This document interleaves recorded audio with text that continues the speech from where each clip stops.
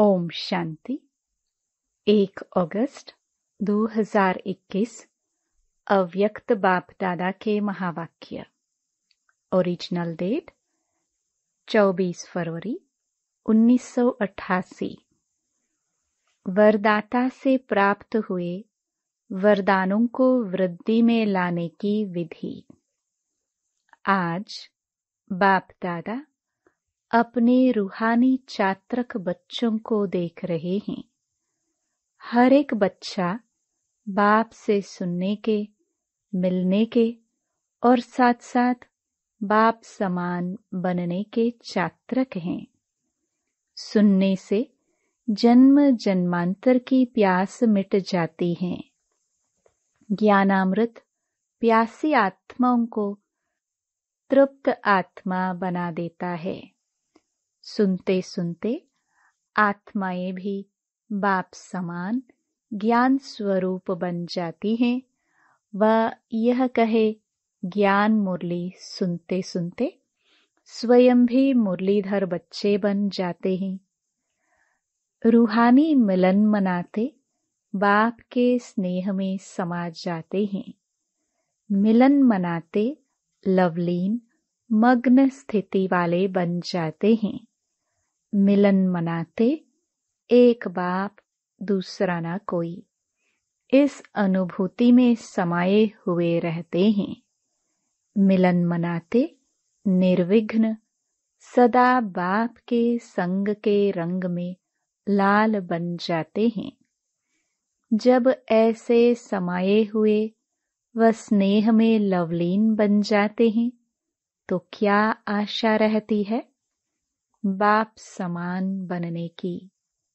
बाप के हर कदम पर कदम रखने वाले अर्थात बाप समान बनने वाले। जैसे बाप का सदा सर्वशक्तिवान स्वरूप है, ऐसे बच्चे भी सदा मास्टर सर्वशक्तिवान स्वरूप बन जाते हैं। जो बाप का स्वरूप है, सदा शक्तिशाली, सदा लाइट, ऐसे समान बन जाते हैं। समान बनने की विशेष बातें जानते हो ना? किन किन बातों में बाप समान बनना है, बन रहे हो और बने भी हो। जैसा बाप का नाम, बच्चों का भी वही नाम है, विश्व कल्याणकारी। यही नाम है ना आप सबका? जो बाप का रूप, वही बच्चों का रूप। जो बाप के गुण, वह बच्चों के।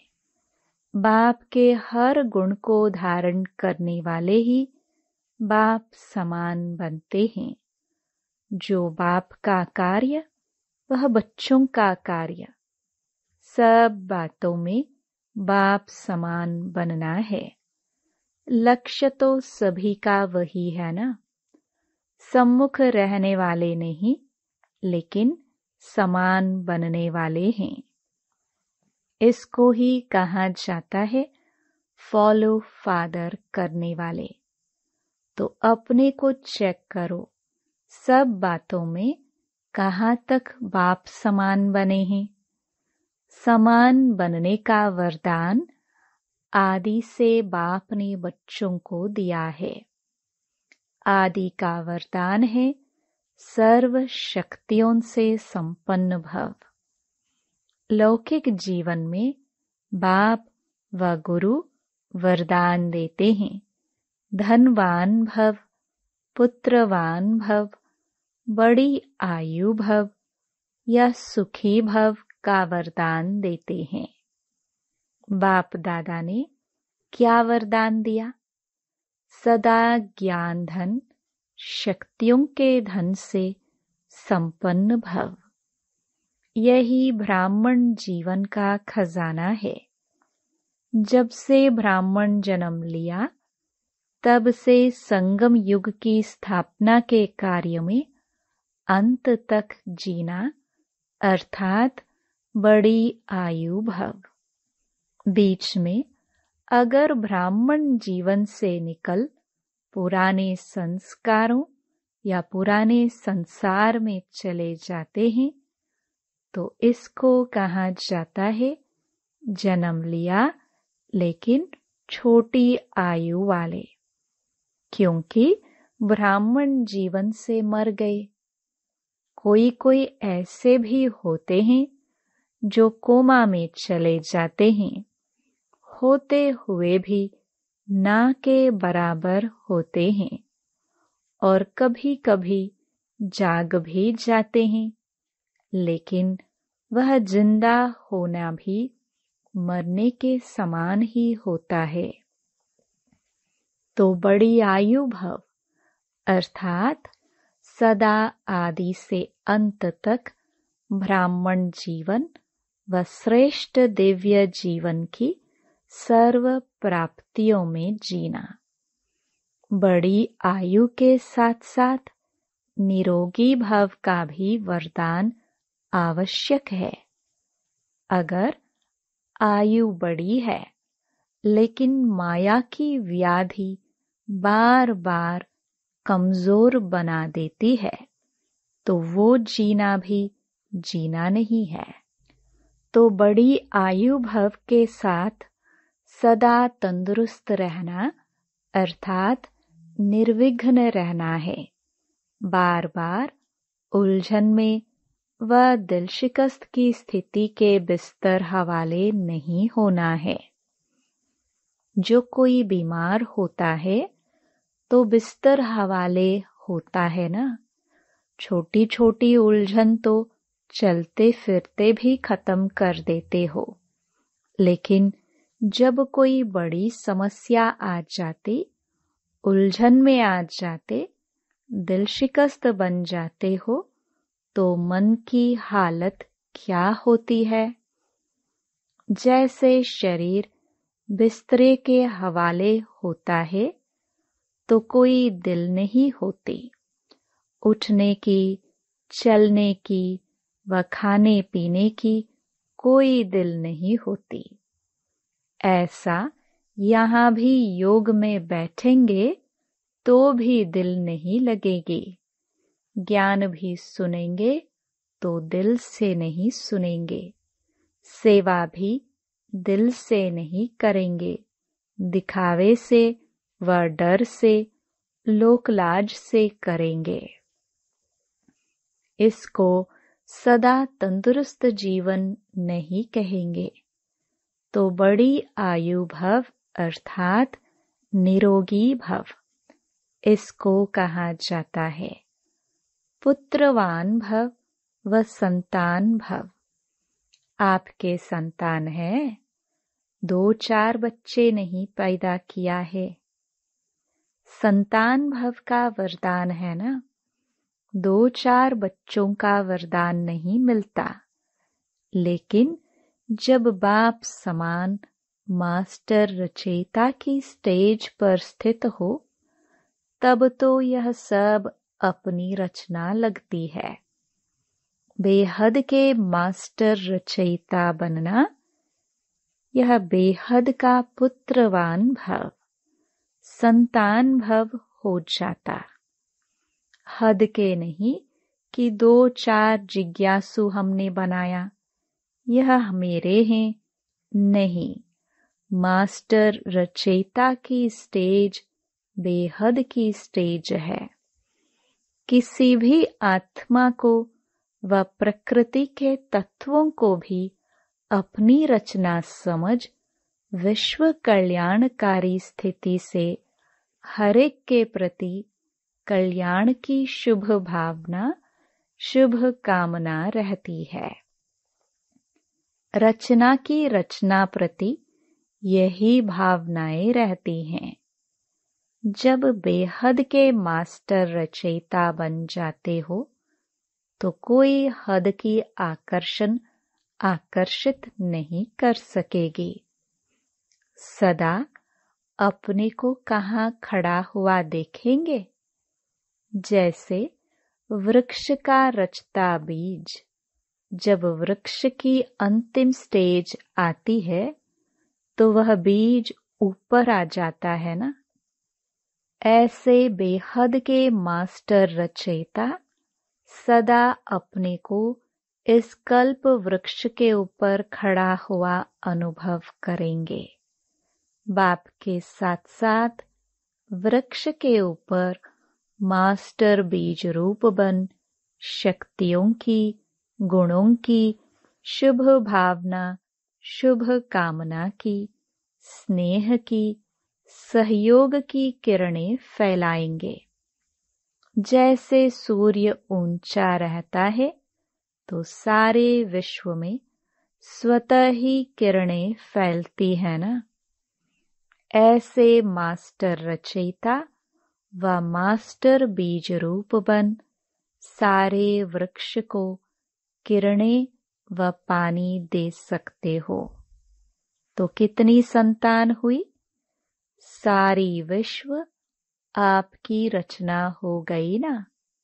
तो मास्टर रचता भव, इसको कहते हैं पुत्रवान भव। तो कितने वरदान है? इसको ही कहा जाता है बाप समान बनना। जन्मते ही यह सब वरदान हर एक ब्राह्मण आत्मा को बाप ने दे दिया है। वरदान मिले हैं ना, या अभी मिलने हैं? जब कोई भी वरदान किसी को मिलता है तो वरदान के साथ वरदान को कार्य में लगाने की विधि भी सुनाई जाती है। अगर वह विधि नहीं अपनाते तो वरदान का लाभ नहीं ले सकते। तो वरदान तो सभी को मिला हुआ है, लेकिन हर एक वरदान को विधि से वृद्धि को प्राप्त कर सकते हैं। वृद्धि को कैसे प्राप्त कर सकते? उसकी विधि सबसे सहज और सबसे श्रेष्ठ यही है। जैसा समय उस प्रमाण वरदान स्मृति में आए, और स्मृति में आने से समर्थ बन जाएंगे और सिद्धि स्वरूप बन जाएंगे। जितना समय प्रमाण कार्य में लगाएंगे उतना वरदान वृद्धि को प्राप्त करता रहेगा, अर्थात सदा वरदान का फल अनुभव करते रहेंगे। इतनी श्रेष्ठ शक्तिशाली वरदान मिले हुए हैं। न सिर्फ अपने प्रति कार्य में लगाए फल प्राप्त कर सकते हो, लेकिन अन्य आत्माओं को भी वरदाता बाप से वरदान प्राप्त कराने के योग्य बना सकते हो। यह संगम युग का वरदान 21 जन्म भिन्न रूप से साथ में रहता है। यह संगम का रूप अलग है और 21 जन्म यही वरदान जीवन के हिसाब से चलता रहता है। लेकिन वरदाता और वरदान प्राप्त होने का समय अभी है। तो यह चेक करो कि सर्व वरदान कार्य में लगाते सहज आगे बढ़ रहे हो। यह वरदान की विशेषता है कि वरदानी को कभी मेहनत नहीं करनी पड़ती। जब भक्त आत्माएं भी मेहनत कर थक जाती हैं तो बाप से वरदान ही मांगती हैं।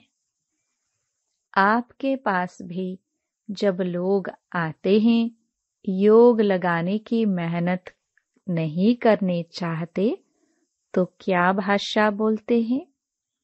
कहते हैं सिर्फ हमें वरदान दे दो, माथे पर हाथ रख लो। आप ब्राह्मण बच्चों के ऊपर वरदाता बाप का हाथ सदा है। श्रेष्ठ मत ही हाथ है। स्थूल हाथ तो 24 घंटे नहीं रखेंगे ना। यह बाप के श्रेष्ठ मत का वरदान रूपी हाथ सदा बच्चों के ऊपर है।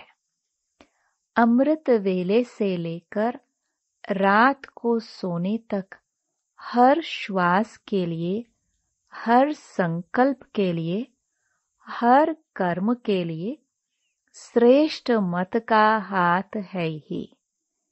इसी वरदान को विधि पूर्वक चलाते चलो तो कभी भी मेहनत नहीं करनी पड़ेगी। जैसे देवताओं के लिए गायन है, इच्छा मात्रम अविद्या। यह है फरिश्ता जीवन की विशेषता। देवताई जीवन में तो इच्छा की बात ही नहीं। ब्राह्मण जीवन सो फरिश्ता जीवन बन जाती, अर्थात कर्मातीत स्थिति को प्राप्त हो जाते। किसी भी शुभ कर्म व व्यर्थ कर्म व विकर्म व पिछला कर्म किसी भी कर्म के बंधन में बंध कर करना, इसको कर्मातीत अवस्था नहीं कहेंगे। एक है कर्म का संबंध, एक है बंधन।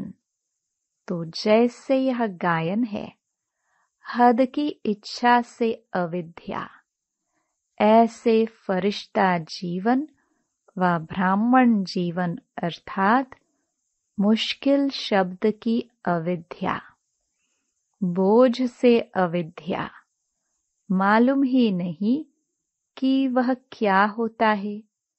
तो वरदानी आत्मा अर्थात मुश्किल जीवन से अविद्या का अनुभव करने वाली, इसको कहा जाता है वरदानी आत्मा।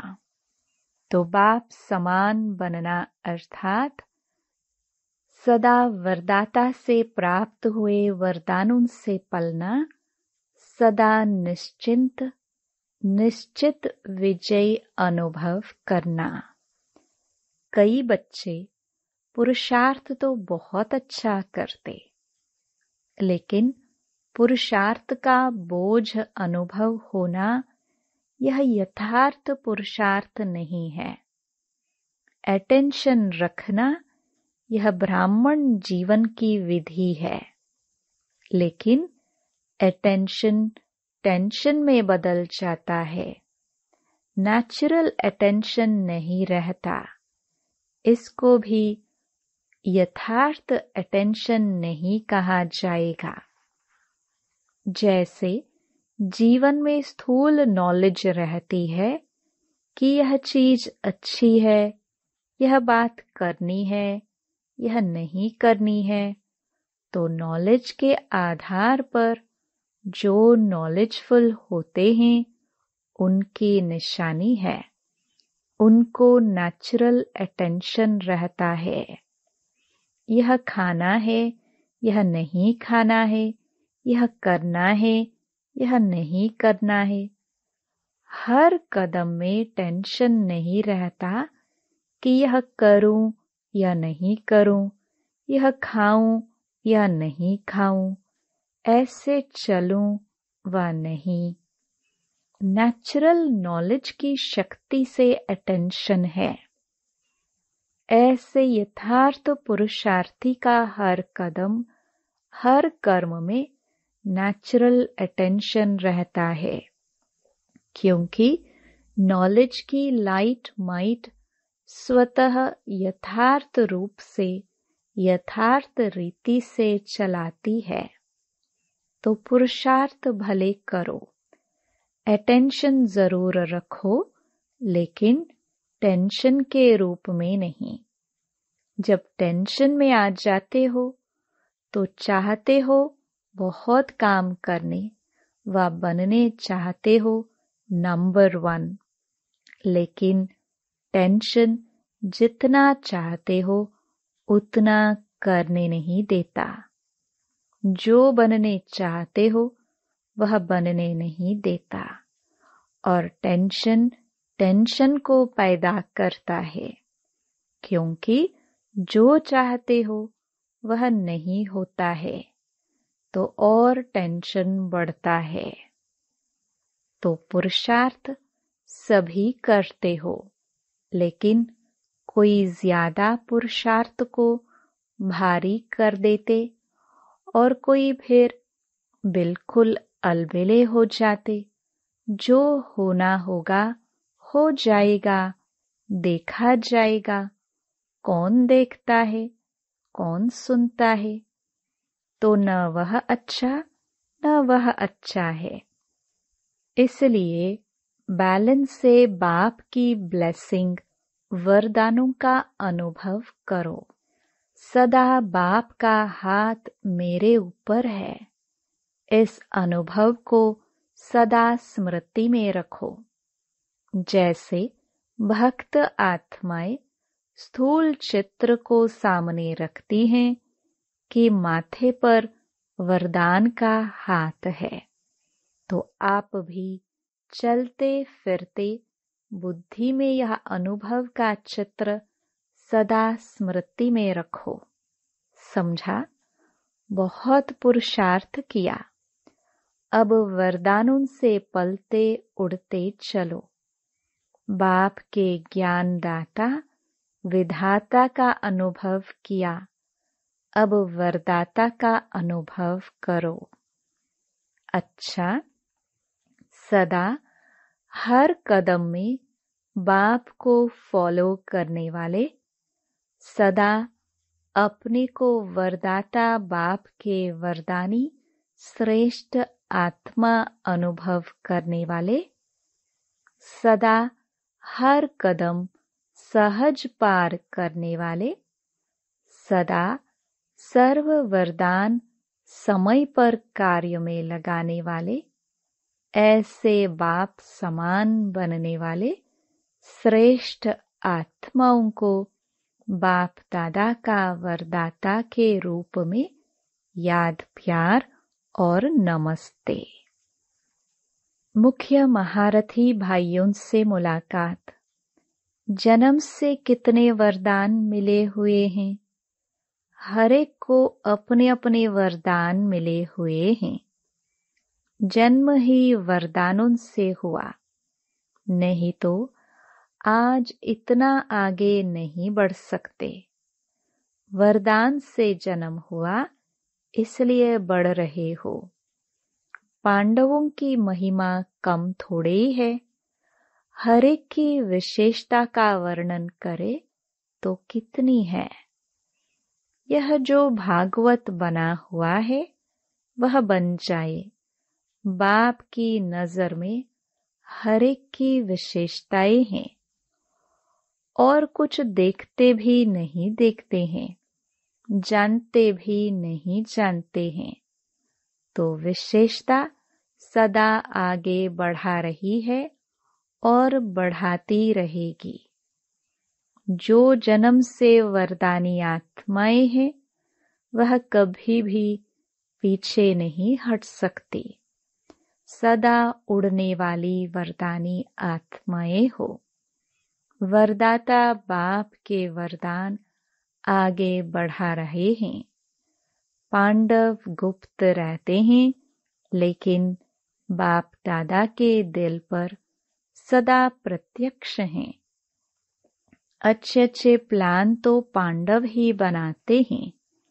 शक्तियां शिकार करती, लेकिन कमाल तो लाने वालों की है।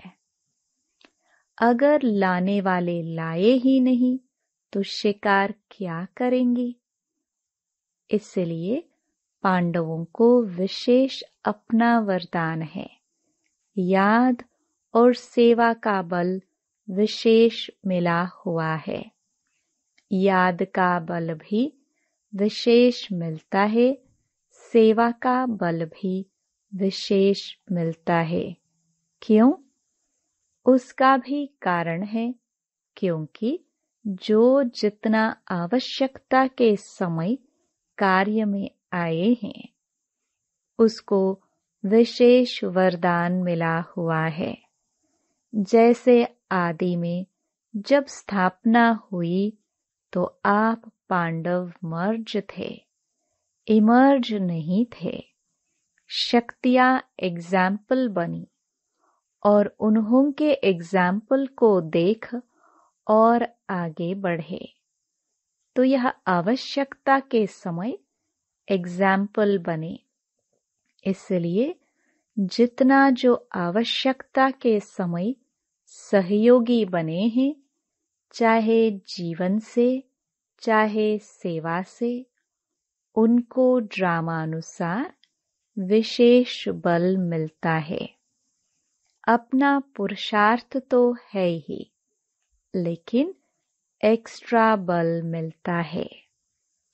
अच्छा, सेवा करने से जो सर्व आत्माएं खुश होती हैं, उसका भी बहुत बल मिलता है। जो अनुभवी आत्माएं हैं, उन्हों के सेवा की आवश्यकता है, क्योंकि जिन्होंने साकार में पालना ली है, उन्हों को देख करके सदा बाप ही याद आता है। कभी भी आप लोग दादियाँ कहाँ जाएंगी तो विशेष क्या पूछेंगे? चरित्र सुनाओ, कोई बाप की बातें सुनाओ, तो विशेषता है ना। इसलिए सेवा की विशेषता का वरदान मिला हुआ है। चाहे स्टेज पर खड़े होकर भाषण न भी करो, लेकिन यह सबसे बड़ा भाषण है। चरित्र सुनाकर चरित्रवान बनने की प्रेरणा देना, यह सबसे बड़ी सेवा है। तो सेवा पर जाना ही है और सेवा के निमित्त बनना ही है। अच्छा, वरदान। हद की जिम्मेवारियों को बेहद में परिवर्तन करने वाले स्मृति स्वरूप नष्टो मोहा भव। नष्टो मोहा बनने के लिए सिर्फ अपने स्मृति स्वरूप को परिवर्तन करो। मोह तब आता है जब यह स्मृति रहती है कि हम गृहस्थी हैं, हमारा घर, हमारा संबंध है। अब इस हद की जिम्मेवारी को बेहद की जिम्मेवारी में परिवर्तन कर दो। बेहद की जिम्मेवारी निभाएंगे तो हद की स्वतः पूरी हो जाएगी। लेकिन यदि बेहद की जिम्मेवारी को भूल सिर्फ हद की जिम्मेवारी निभाते हो, तो उसे और ही बिगाड़ते हो, क्योंकि वह फर्ज मोह का मर्ज हो जाता है। इसलिए अपने स्मृति स्वरूप को परिवर्तन कर नष्टो मोहा बनो। स्लोगन। ऐसी तीव्र उड़ान भरो जो बातों रूपी बादल सेकंड में क्रॉस हो जाए। Om Shanti. To watch Peace of Mind channel videos on YouTube, subscribe us on youtube.com/tvpeaceofmind. Just a click for a peaceful life.